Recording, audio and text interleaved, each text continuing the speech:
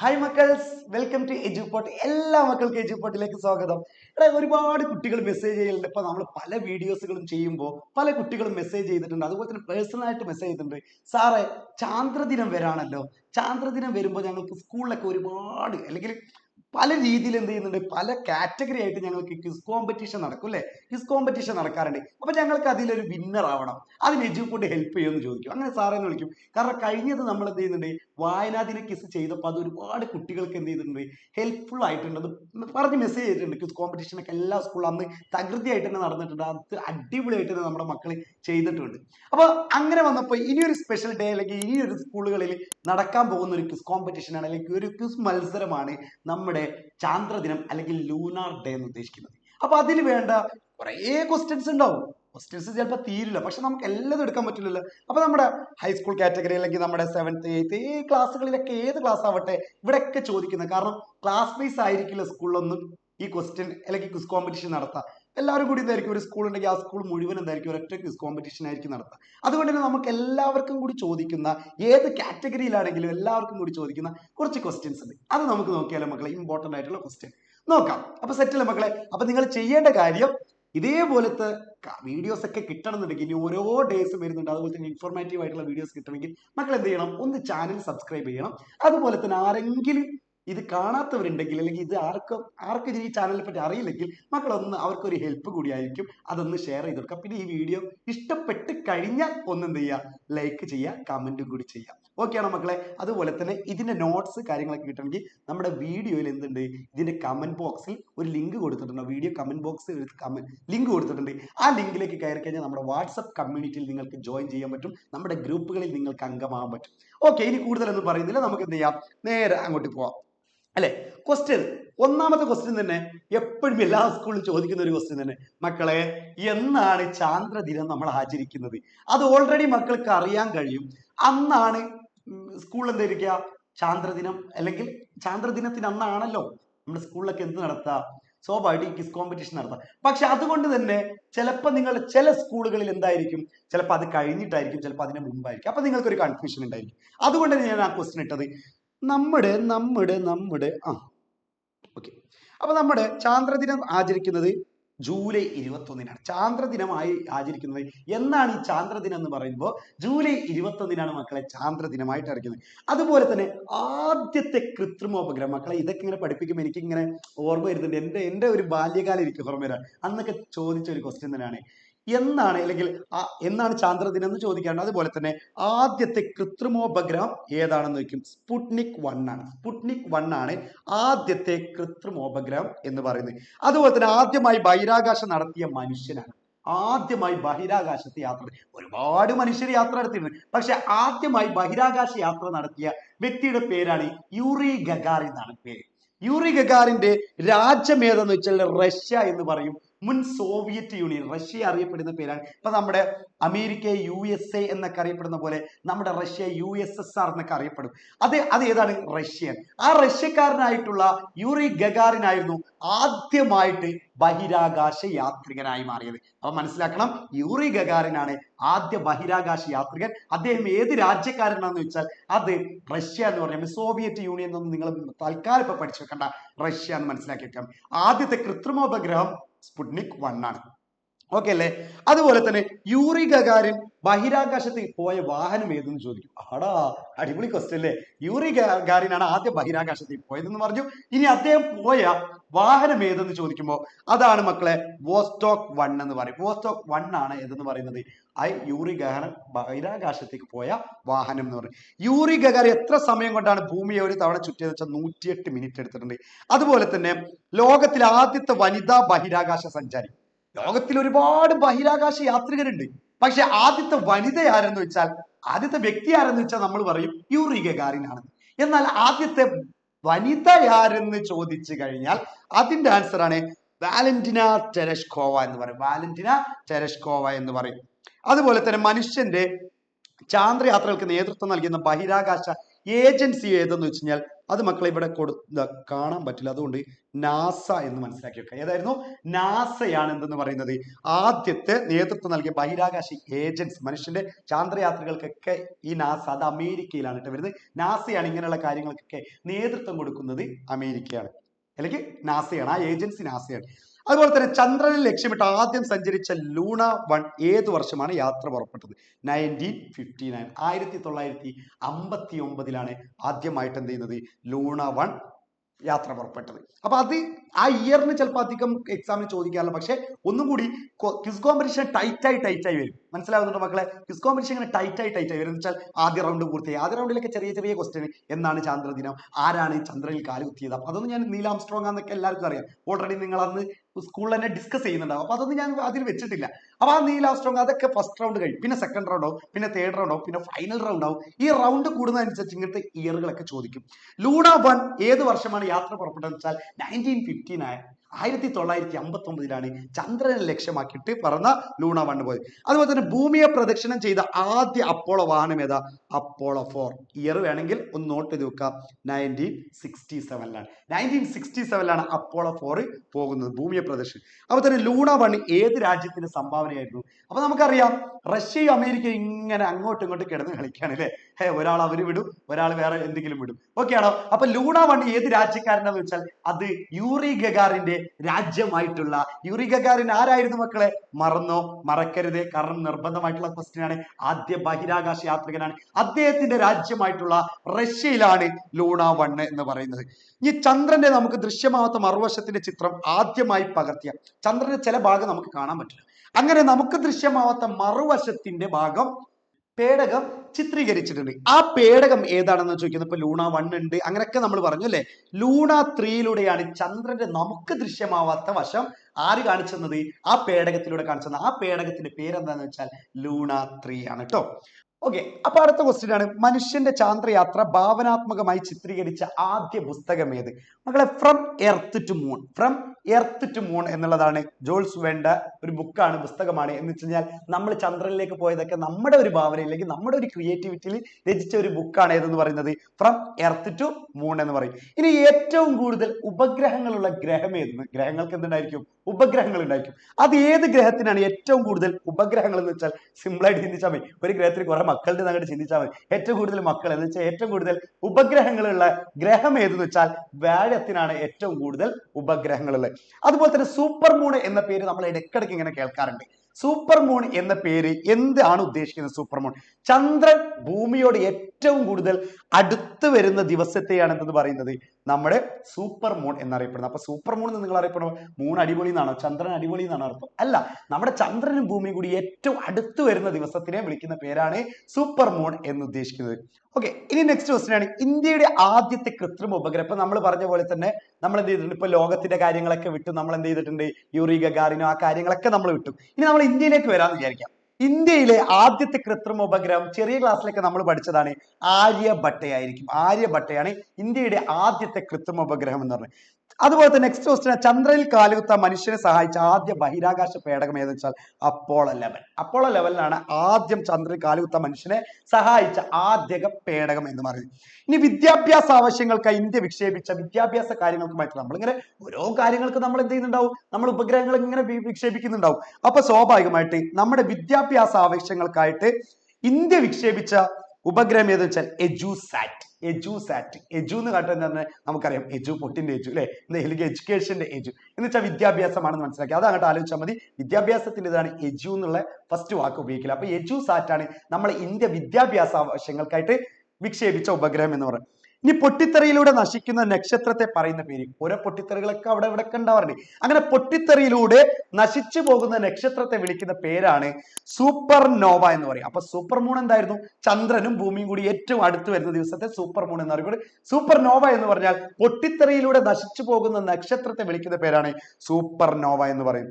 Next question ആണ്, അന്താരാഷ്ട്ര space സ്റ്റേഷന്റെ പ്രവർത്തനങ്ങൾ നിയന്ത്രിക്കുന്ന ഏജൻസി. നമ്മൾ നേരത്തെ പറഞ്ഞിരുന്നല്ലോ ഇങ്ങനത്തെ ബഹിരാകാശ കാര്യങ്ങളൊക്കെ നിയന്ത്രിക്കുന്ന ആരായിരുന്നു? നാസ, അമേരിക്കയില്. ഇനി ചന്ദ്രോപരിതലത്തിൽ കാണപ്പെടുന്ന മൂലകം ഏതാണെന്ന്? ചന്ദ്രോപരിതലത്തിൽ കാണപ്പെടുന്ന മൂലകം ഏതാന്ന് വെച്ചാൽ ടൈറ്റാനിയം. ടൈറ്റാനിയം ആയിരുന്നു ഏതെന്ന് പറയുന്നത് ചന്ദ്രോപരിതലത്തിൽ ഏറ്റവും കൂടുതൽ കാണപ്പെടുന്ന മൂലകം. അല്ലെങ്കിൽ ഏറ്റവും കൂടുതൽ കാണപ്പെടുന്ന മൂലഘട്ടം മക്കളെ. അതുപോലെ തന്നെ സൂര്യനോട് അടുത്ത ഗ്രഹം ഏതായിരുന്നു? സൂര്യനോട് അടുത്ത ഗ്രഹമാണ് ബുധൻ. സൂര്യനോട് അടുത്ത ഗ്രഹം ബുധനായിരിക്കും. ഇനി എന്നാണ് ഈ ഭൗമദിനം എന്ന് പറഞ്ഞത്? അപ്പൊ ചാന്ദ്രദിനം നമ്മൾ പറഞ്ഞിട്ടുണ്ട്, നമ്മൾ എന്തായിരുന്നു, ജൂലൈ 21 ആണെങ്കിൽ എന്നാണ് ഭൗമദിനം എന്ന് വെച്ചാൽ ഏപ്രിൽ 22-നാണ് ഭൗമദിനം. ഈ ചന്ദ്രനിൽ നിന്ന് പ്രകാശം ഭൂമിയിൽ എത്താൻ എടുക്കുന്ന സമയം എത്ര വെച്ചാൽ 1.3 സെക്കൻഡ് ആണ്. 1.3 സെക്കൻഡ് മാത്രമേ ചന്ദ്രനിൽ നിന്ന് പ്രകാശം എവിടേക്ക് ഭൂമിയിലേക്ക് എത്താൻ എടുക്കുന്ന സമയം, അത്രയേ ഉള്ളൂ. ഈ ടെലിസ്കോപ്പ് ഉപയോഗിച്ച് ആദ്യമായി പ്രപഞ്ച നിരീക്ഷണം നടത്തിയ, നമുക്കറിയാം ടെലിസ്കോപ്പ് എന്ന് ആലോചിക്കുമ്പോൾ തന്നെ നമ്മുടെ മനസ്സിലേക്ക് ഓടിയെത്തുന്ന ഒരു മുഖമുണ്ട്, ഗലീലിയോ അല്ലെ? ആ ശാസ്ത്രജ്ഞനാണ് ഗലീലിയോ. ഇനി ഫസ്റ്റ് മെൻ ഓൺ മൂൺ എന്ന കൃതിയുടെ കർത്താവ്, ഫസ്റ്റ് മെൻ ഓൺ മൂൺ എന്ന പുസ്തകത്തിന്റെ അല്ലെങ്കിൽ ആരാണ് അത് രചിച്ച ആളെന്ന് ചോദിക്കുന്നത്, ആരാണ്? H.G. വെൽസ് ആയിരുന്നു.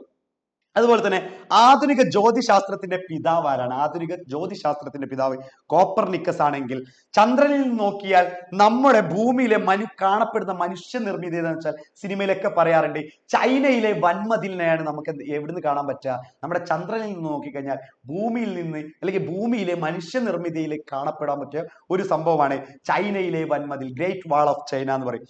ഇനി ഇന്ത്യയിലെ ആദ്യത്തെ റോക്കറ്റ് വിക്ഷേപണ കേന്ദ്രം തുമ്പയാണ്. തുമ്പ എവിടെയാണ് മക്കളെ? കേരളത്തിലാണെന്നും കൂടി മനസ്സിലാക്കാം. തിരുവനന്തപുരം ജില്ലയിലാണ് തുമ്പ എന്ന് മനസ്സിലാക്കാം. ഇന്ത്യൻ ബഹിരാകാശ പരിപാടിയുടെ പ്രഥമ രൂപരേഖ തയ്യാറാക്കിയ ശാസ്ത്രജ്ഞൻ ഡോക്ടർ ജഹാംഗീർ ബാബയാണെങ്കിൽ ഒരു മനുഷ്യന് ഒരു ചെറിയ ചുവടുവെപ്പ്, എന്നാൽ മാനവരാശിക്കോ ഒരു കുതിച്ചു ചാട്ടം എന്ന് പറഞ്ഞാൽ നമ്മൾ പഠിക്കാറുണ്ട്. നീൽ ആംസ്ട്രോങ്ങിനെ പറ്റി നമ്മൾ പഠിക്കാറില്ലേ? അദ്ദേഹം തന്നെയാണ് പറഞ്ഞത്, ഒരു മനുഷ്യന് ഇതൊരു ചുവടുവെപ്പ് മാത്രമായിരിക്കും, പക്ഷെ ഇത് മാനവരാശിക്ക് ഇതൊരു കുതിച്ചു ചാട്ടം എന്ന് പറഞ്ഞ വ്യക്തിയാണ് നീൽ ആംസ്ട്രോങ് എന്ന് പറയുന്നത്. അതുപോലെ തന്നെ നമ്മൾ എപ്പോഴും കേട്ടിട്ടുണ്ട് ഒരു വേഴവട്ടക്കാലം, ഒരു വേഴവട്ടക്കാലം. ഇത് എത്ര വർഷമാണെന്ന് വെച്ചാൽ 12 വർഷത്തിനെയാണ് ഒരു വേഴവട്ടക്കാലം എന്ന് വിളിക്കുന്നത്. ഓക്കെ അല്ലേ മക്കളെ? ഇനി ആദ്യ ചാന്ദ്രയാത്രികർ ചന്ദ്രനിൽ ഇറങ്ങിയ സ്ഥലത്തിന്റെ പേരെന്താണ്? പ്രശാന്ത സമുദ്രം. ഓക്കെ. ഇന്ത്യയിലെ ഉപഗ്രഹ വാർത്താവിനിമയ ഭൂനിലയം എവിടെ വെച്ചാൽ വിക്രം സ്റ്റേഷൻ ആണെങ്കിൽ ഏത് വാഹനത്തിലായിരുന്നു? ലൈക്ക എന്ന നായ. മക്കളെ, ഒരു നായ പോയിട്ടുണ്ട്. എവിടേക്ക്? ബഹിരാകാശത്തേക്ക് ഒരു നായ പോയിട്ടുണ്ട്. ആ നായയുടെ പേരും ചോദിക്കാം. നായയുടെ പേരാണ് ലൈക്ക എന്ന പട്ടി എന്ന് നമ്മൾ ചെറിയ ക്ലാസ്സിലൊക്കെ പഠിച്ചതന്നായിരുന്നു. എനിക്ക് എപ്പോഴും അത് ഓർമ്മയുണ്ട്. അത് ഒരു ക്വസ്റ്റ്യൻ നിർബന്ധമായിട്ട് ചോദിക്കുന്ന ഒരു ക്വസ്റ്റ്യൻ ആണ്. ബഹിരാകാശത്ത് പുറപ്പെട്ട പട്ടിയുടെ പേരെന്താണ് അല്ലെങ്കിൽ നായയുടെ പേരെന്താന്ന് വെച്ച് കഴിഞ്ഞാൽ അത് നിങ്ങൾക്ക് വ്യക്തമായി പറയാം. ലൈക്ക എന്ന പട്ടിയാണ്. അത് ബഹിരാകാശത്ത് പറഞ്ഞയച്ചത് ഒരു വാഹനമുണ്ട്. വാഹനത്തിന്റെ പേരാണ് സ്പുട്നിക് 2 ആണ്. സ്പുട്നിക് 2ലാണ് ആരെ പറഞ്ഞയച്ചത്? ലൈക്ക എന്ന പട്ടിയെ പറഞ്ഞയച്ചത്. ഓക്കെ. ഇനി നെക്സ്റ്റ് ക്വസ്റ്റ്യൻ ആണ് വിമാനത്തിലെ ബ്ലാക്ക് ബോക്സ്. മക്കളെ, നമ്മൾ ഒരുപാട് വിമാനാപകടങ്ങൾ നടന്നു കഴിഞ്ഞാലൊക്കെ നമുക്കറിയാം അതിന്റെ ബ്ലാക്ക് ബോക്സ് ചെക്ക് ചെയ്യാൻ പറയും. ബ്ലാക്ക് ബോക്സ് എന്ന് പറഞ്ഞാൽ സ്വാഭാവികമായിട്ട് വിമാനത്തിന് എന്താ പറ്റി അല്ലെങ്കിൽ എന്തുകൊണ്ടാണ്, ആരുടെ തകരാറ് മൂലമാണ് ഈ വിമാനം അല്ലെങ്കിൽ എന്താണ് ഒരു പ്ലെയിൻ ക്രാഷ് സംഭവിക്കാനുള്ള റീസൺ, ഇതൊക്കെ ബ്ലാക്ക് ബോക്സ് നോക്കിയാൽ അറിയും. അപ്പൊ ബ്ലാക്ക് ബോക്സിന്റെ കളർ എന്ത് നോക്കി? അപ്പൊ നമ്മളൊക്കെ വിചാരിക്കും ബ്ലാക്ക് ബോക്സിന്റെ കളർ എന്താ? ബ്ലാക്ക്, കറുപ്പ് ആണോ? അല്ലടാ മക്കളെ, ഏതായിരുന്നു? ഓറഞ്ച് ആണ് കേട്ടോ കളർ. നിങ്ങളെ കൺഫ്യൂസ്ഡ് ആക്കുന്ന ഒരു ക്വസ്റ്റ്യൻ ആണ്. വിമാനത്തിലെ ബ്ലാക്ക് ബോക്സിന്റെ നിറം എന്തെന്ന് വെച്ച് കഴിഞ്ഞാൽ നമുക്കറിയണം, ഓറഞ്ച് ആണ്. ഇനി അതുപോലെ തന്നെ ഇന്ത്യയുടെ ചൊവ്വ പരിവേഷണ ദൗത്യം ഏതാന്ന് വെച്ചാൽ മംഗൾയാൻ എന്ന് കേട്ടിട്ടില്ലേ? ചൊവ്വയിലേക്കുള്ള പരിവേഷണ ദൗത്യമായിരുന്നു മംഗൾയാൻ. ഇനി ഇന്ത്യയുടെ ബഹിരാകാശ തുറമുഖം എന്നറിയപ്പെടുന്ന എവിടെയാണ്? ശ്രീഹരിക്കോട്ട. ശ്രീഹരിക്കോട്ടയാണ് ബഹിരാകാശ തുറമുഖം എന്നറിയപ്പെടുന്നത്. ചന്ദ്രനിൽ നിന്ന് ആകാശത്തിന്റെ നിറം എന്താണ്? അത് കറുപ്പാണ്. നമ്മൾ ബ്ലാക്ക് ബോക്സ് എന്നറിയപ്പെട്ട പോലെ. ഏത് ഗ്രഹത്തിന്റെ ഉപഗ്രഹമാണ് മക്കളെ ടൈറ്റാൻ എന്നറിയപ്പെടുന്നത്? ശനി എന്നുള്ള ഗ്രഹത്തിന്റെ ഉപഗ്രഹമാണ് ടൈറ്റാൻ. പ്രഭാത നക്ഷത്രം എന്നറിയപ്പെടുന്ന ഗ്രഹം ഏതാണ്? അത് ശുക്രനാണെങ്കിൽ ഭൂമിയോട് ഏറ്റവും അടുത്ത നക്ഷത്രം അത് സൂര്യനാണ്. ഓക്കെ. ബഹിരാകാശ പര്യടനം നടത്തിയ ഏറ്റവും പ്രായം കൂടിയ മനുഷ്യൻ, 77-ാം വയസ്സിൽ എണീറ്റ് നടക്കാൻ പറ്റും നമുക്ക്? ബഹിരാകാശം എന്നാൽ ആ സമയത്ത് ബഹിരാകാശ യാത്ര ചെയ്തിട്ടുണ്ട്. ഒന്ന് ആലോചിച്ച് നോക്ക് മക്കളെ, നമുക്ക് നമ്മുടെ വീട്ടിൽ നിന്ന് അമ്മായിന്റെ വീട്ടിലേക്ക് പോകാൻ കഴിയും 77-ാം വയസ്സിൽ? എനിക്ക് തോന്നുന്നില്ല. എന്നാൽ അന്ന് പോയിട്ടുണ്ട്. 77-ാം വയസ്സിൽ പോയ വ്യക്തിയാണ് ജോൺ ഗ്ലെൻ എന്ന് പറയും. ആരായിരുന്നു? ജോൺ ഗ്ലെൻ ആയിരുന്നു 77-ാം വയസ്സിൽ അല്ലെങ്കിൽ ഏറ്റവും പ്രായം കൂടിയ വയസ്സിൽ ബഹിരാകാശ യാത്രികൻ എന്ന് പറയും. ഇന്ത്യയുടെ ആദ്യത്തെ കാലാവസ്ഥ ഉപഗ്രഹത്തിന്റെ പേര് കൽപ്പന 1 എന്നായിരുന്നു. ഇന്ത്യയുടെ ഭൂപട നിർമ്മാണ പഠനങ്ങൾക്കുള്ള ഉപഗ്രഹമാണ് കാർട്ടോസാറ്റ് 1. ബഹിരാകാശത്തെത്തിയ ആദ്യ ഇന്ത്യക്കാരൻ, കുറെ പേര് നമ്മൾ പറഞ്ഞത്, ആദ്യത്തെ വ്യക്തി ആരായിരുന്നു? യൂറി ഗഗാറിൻ ആയിരുന്നു. യൂറി ഗഗാറിൻ ഏത് രാജ്യക്കാരനായിരുന്നു? റഷ്യ ആണെങ്കിൽ. എന്നാൽ ഇന്ത്യയിൽ നിന്ന് പോയിട്ടുണ്ടോ? ഇന്ത്യക്കാർ അത്ര മോശക്കാരനൊന്നുമല്ല. ബഹിരാകാശത്തെത്തിയ ആദ്യ ഇന്ത്യക്കാരൻ രാകേഷ് ശർമ്മയാണ്. ആദ്യത്തെ ആരായിരുന്നു? രാകേഷ് ശർമ്മയായിരുന്നു. ഇന്ത്യൻ ബഹിരാകാശ പദ്ധതിയുടെ പിതാവ് വിക്രം സാരാഭായ്. ഈ പദ്ധതിയുടെ പിതാവ് എന്നറിയപ്പെടുന്നത് എത്ര ആത്മാഭിമാനം കൊള്ളാൻ പറ്റും നമുക്ക് അല്ലെ? ആരായിരുന്നു? വിക്രം സാരാഭായ്. ISRO നിലവിൽ വന്ന വർഷം 1969 ആണെങ്കിൽ ISROയുടെ ആസ്ഥാനം ബാംഗ്ലൂർ ആണ്. അതുപോലെ തന്നെ ചന്ദ്രയാൻ 1 വിക്ഷേപിക്കുമ്പോഴുള്ള ISROയുടെ ചെയർമാൻ ആരാണെന്ന് വെച്ചാൽ ജി മാധവൻ നായരാണ്. അയാൾക്കൊക്കെ അഭിമാനിക്കാൻ പറ്റിയ ഒരു സംഭവം തന്നെയാണ്. ഇന്ത്യയുടെ ആദ്യത്തെ ചാന്ദ്ര പരിവേഷണ ദൗത്യം ചന്ദ്രയാൻ 1 ആയിരുന്നു. അതുപോലെ തന്നെ ചന്ദ്രയാൻ 1 പ്രൊജക്ട് ഡയറക്ടർ ആരായിരുന്നു? അണ്ണാദുരൈ ആയിരുന്നു അല്ലെ. അണ്ണാദുരൈ, അണ്ണാ DMK എന്നുള്ള പാർട്ടിയൊക്കെ ഉണ്ട്. അണ്ണാദുരൈ ആയിരുന്നു ചന്ദ്രയാൻ 1 പ്രൊജക്ട് ഡയറക്ടർ എന്ന് പറയുന്നത്.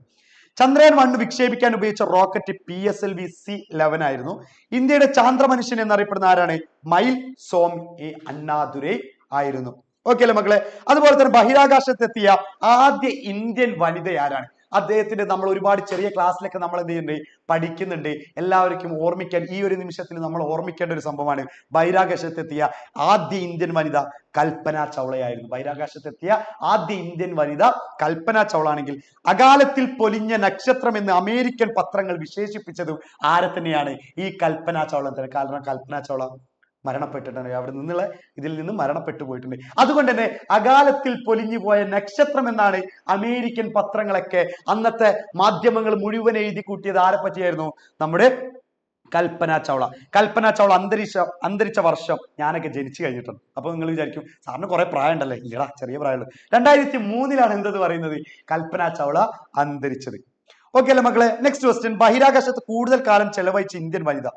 കൂടുതൽ കാലം ചെലവഴിക്കാൻ നമ്മളൊരു വീട്ടിൽ നിന്ന് മറ്റൊരു വീട്ടിലേക്ക് പോയി കഴിഞ്ഞാൽ തന്നെ വേഗം അവിടെ നിന്നിട്ട് വരാൻ തോന്നും. എന്നാൽ അവിടെ അത്രക്കും സൗകര്യവും എല്ലതും ഉണ്ടായത് കൊണ്ടായിരിക്കും ആദ്യത്തെ ഇന്ത്യൻ വനിത സുനിത വില്യംസ് ആണ്. കൂടുതൽ കാലം ചെലവഴിച്ച ഇന്ത്യൻ വനിത സുനിത വില്യംസ് ആണെങ്കിൽ വിക്രം സാരാഭായ് ബഹിരാകാശ കേന്ദ്രം സ്ഥിതി ചെയ്യുന്നത് എവിടെയാണ് മക്കളെ? തുമ്പയിലാണ്. കേരളത്തിലെ റോക്കറ്റ് വിക്ഷേപണ കേന്ദ്രം അത് തന്നെയാണ്. തുമ്പ കാരണം എവിടെയാണ്? തിരുവനന്തപുരമാണ്. അതുകൊണ്ട് നമുക്കറിയാം കേരളത്തിലെ റോക്കറ്റ് വിക്ഷേപണ കേന്ദ്രം തുമ്പ തന്നെയാണ്. മിസൈൽ മാൻ എന്നറിയപ്പെടുന്ന ഇന്ത്യൻ ശാസ്ത്രജ്ഞൻ, അത് അറിയാത്തവരാരും ഉണ്ടായിട്ടില്ല. ലെവൽ 1 നിങ്ങളോട് ക്വസ്റ്റ്യൻ ചോദിക്കും. ഫസ്റ്റ് ലെവലിലെ ക്വസ്റ്റ്യൻ ഒക്കെ ഇതൊക്കെ ആയിരിക്കും. ഏതെന്ന് പറയുന്നത് നിങ്ങളുടെ ചിലപ്പോൾ ക്ലാസ് കട്ട് ചെയ്തൊക്കെ ക്വിസ് കോമ്പറ്റീഷൻ ഒക്കെ പോകുന്നവരുണ്ടാവും. അപ്പൊ ഞാനൊക്കെ എന്താണ് ക്ലാസ് കട്ട് ചെയ്യാൻ വേണ്ടിയിട്ട് ക്വിസ് കോമ്പറ്റീഷൻ ഒക്കെ പങ്കെടുക്കും. ചില ക്വിസ് കോമ്പറ്റീഷനിൽ എന്താണ് അങ്ങോട്ട് ഗ്രൂപ്പായിട്ടൊക്കെ ഇരുത്തും. അപ്പൊ അവർക്ക് നന്നായിട്ട് അറിയണോണ്ട് ഞാൻ ഗ്രൂപ്പ് ആയതുകൊണ്ട് ഞങ്ങൾ രണ്ടാളും വിന്നർ എന്നൊക്കെ പറയാറുണ്ട്. ഡിഗ്രിക്ക് പഠിക്കുമ്പോഴും +2 പഠിക്കുമ്പോഴൊക്കെ ഇങ്ങനെ പോകാറുണ്ട് ക്വിസ് കോമ്പറ്റീഷൻ ഒക്കെ. ഓക്കെ, അപ്പൊ ലെവൽ 1 ചോദിക്കുന്ന ഒരു ക്വസ്റ്റ്യൻ ആണ്. മിസൈൽ മാൻ എന്നറിയപ്പെടുന്നതാണ് ഡോക്ടർ APJ അബ്ദുൽ കലാം. മക്കളെ, നമ്മൾ വീണ്ടും പറയാണ്, ആരെങ്കിലും ഈ ചാനൽ സബ്സ്ക്രൈബ് ചെയ്യാത്തവരുണ്ടെങ്കിൽ ഒന്ന് സബ്സ്ക്രൈബ് ചെയ്യുക. അതുപോലെ തന്നെ നിങ്ങൾക്ക് ഇത്രയും ക്വിസ് കോമ്പറ്റീഷൻ പറ്റിയ ക്വസ്റ്റ്യൻസ് ആണ് സാറ് തരുന്നതെന്ന് മക്കൾക്ക് തോന്നിയിട്ടുണ്ടെങ്കിൽ മാത്രം ഒന്ന് ലൈക്ക് ചെയ്യുക. അതുപോലെ തന്നെ ഈ വീഡിയോ കഴിഞ്ഞാൽ ഒന്ന് കമന്റ് കൂടി ചെയ്യുക. നിങ്ങൾക്ക് ഹെൽപ്ഫുൾ ആണോ, നിങ്ങൾക്ക് ഓക്കെ ആണോ എന്നുള്ളത് കൂടി ഒന്ന് കമന്റ് ചെയ്താൽ എത്രയും ബെറ്റർ ആയിരിക്കും. അതുപോലെ തന്നെ നമുക്ക് വരുന്ന വീഡിയോസും അതുപോലെ തന്നെ ഇൻഫോർമേറ്റീവ് ആയിട്ടുള്ള വീഡിയോസ് ഒക്കെ അറിയണമെങ്കിൽ നമ്മുടെ വാട്സപ്പ് കമ്മ്യൂണിറ്റി ജോയിൻ ചെയ്യുക. എങ്ങനെയാണ് വാട്സപ്പ് ഗ്രൂപ്പിൽ ജോയിൻ ചെയ്യുക മക്കളെ? നമ്മുടെ വീഡിയോക്ക് താഴെ കമന്റ് ബോക്സിൽ ഒരു ലിങ്ക് കൊടുത്തിട്ടുണ്ട്. അതിൽ ക്ലിക്ക് ചെയ്ത് കഴിഞ്ഞാൽ മക്കൾ എവിടെ എത്തും? നമ്മുടെ വാട്സപ്പ് ഗ്രൂപ്പിലെത്തും. അവിടെ നമ്മളൊക്കെ ഉണ്ടാവും. സെറ്റ് ആക്കണം, അടിച്ചു പൊളിക്കണം. ഓക്കെ, അത് വേറെ കാര്യം. അപ്പൊ സുനിത വില്യംസ് ആണ് ഏറ്റവും കൂടുതൽ കാലം ബഹിരാകാശത്ത് ചെലവഴിച്ച ഇന്ത്യൻ വനിത എന്ന് പറഞ്ഞിട്ടുണ്ട്. ബഹിരാകാശത്ത് വെച്ച് മാരത്തോൺ ഓട്ട മത്സരത്തിൽ പങ്കെടുത്ത വനിത, അതും സുനിത വില്യംസ്. എടാ, ഇയാൾക്ക് ഭ്രാന്താണടാ, എന്താണിത്? മാരത്തോണിനൊക്കെ പങ്കെടുക്കാം.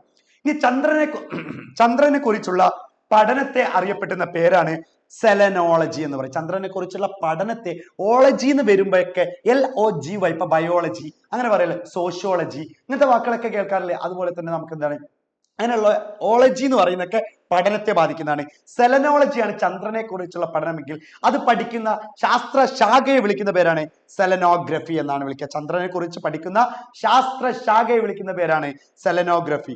ഈ സെലനോഗ്രഫിയുടെ പിതാവ് എന്നറിയപ്പെടുന്ന ആരാണ്? ജോഹാൻ ഹിമോണിമസ് മോട്ടർ ആയിരുന്നു നമ്മുടെ സെലനോഗ്രഫിയുടെ. അതൊക്കെ ലെവൽ 3 ഒക്കെ എത്തുമ്പോൾ ഈ ക്വസ്റ്റ്യൻ ഉണ്ടാവും കേട്ടോ. ഞാൻ എല്ലാ ലെവലിലുള്ള ക്വസ്റ്റ്യനും മക്കൾക്ക് തന്നിട്ടുണ്ട്. ഓക്കെ, ഇന്ത്യയുടെ ചാന്ദ്ര പദ്ധതിക്ക് ചന്ദ്രയാൻ എന്ന പേര് നൽകിയതാര്?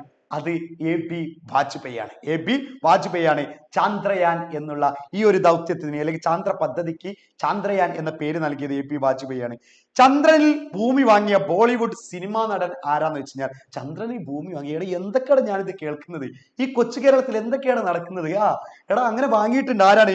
സുശാന്ത് സിംഗ് രാജായിരുന്നു നമ്മുടെ ഇവിടെ ഭൂമി വാങ്ങിയ വ്യക്തി എന്ന് പറയുന്നത്, അല്ലെങ്കിൽ ബോളിവുഡ് നടൻ എന്ന് പറയുന്നത്. മക്കളെ, അപ്പൊ ഈ വീഡിയോ നിങ്ങൾക്ക് ഉപകാരപ്പെടുന്നത് എനിക്ക് 100% ഉറപ്പാണ്. പക്ഷേ ഇത് മാത്രം പഠിച്ചിട്ട് ക്വിസ് കോമ്പറ്റീഷന് പോയാൽ മതിയോ? പക്ഷെ ക്വിസിൽ മുഴുവനായിട്ട് ക്വസ്റ്റ്യൻ ചെയ്യുമ്പോൾ നമ്മൾ നേരം വെളുക്കും. പക്ഷേ ഇമ്പോർട്ടന്റ് ആയിട്ടുള്ള മക്കൾക്ക് ലെവൽ 1 ലെവൽ 2 ഒക്കെ ക്രോസ് ചെയ്യാൻ പറ്റിയ ക്വസ്റ്റ്യൻസ് ഒക്കെ ഇട്ടിട്ടുണ്ട്.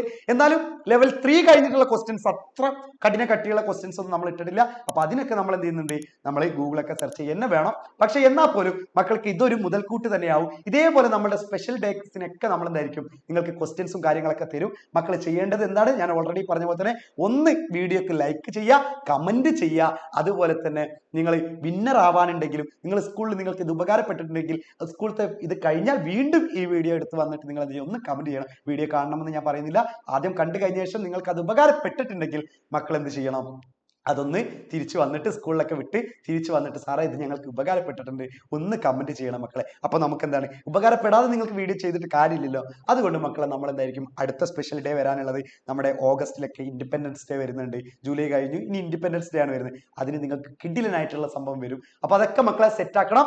അപ്പൊ മക്കളെ നമ്മൾ മറക്കരുത്, ചാനൽ സബ്സ്ക്രൈബ് ചെയ്യണം. നിങ്ങളുടെ ഇതറിയാത്ത ഫ്രണ്ട്സിനുണ്ടെങ്കിൽ നമ്മുടെ എജുപോർട്ട് ഒന്ന് എന്ത് ചെയ്യണം, ഷെയർ ചെയ്ത് കൊടുക്കാൻ മറക്കരുത്. അപ്പൊ മക്കളെ ബൈ ബൈ ബൈ, എല്ലാവർക്കും ഓൾ ദി ബെസ്റ്റ്. അടിപൊളിയായിട്ട് നീ ക്വിസ് എന്ത് ചെയ്യണം, ഫസ്റ്റ് തന്നെ കിട്ടട്ടെ. നീ ഫസ്റ്റ് കിട്ടിയിട്ടില്ലെങ്കിൽ പാർട്ടിസിപ്പേറ്റ് ചെയ്യുക. Bye bye, wish you all the best. By.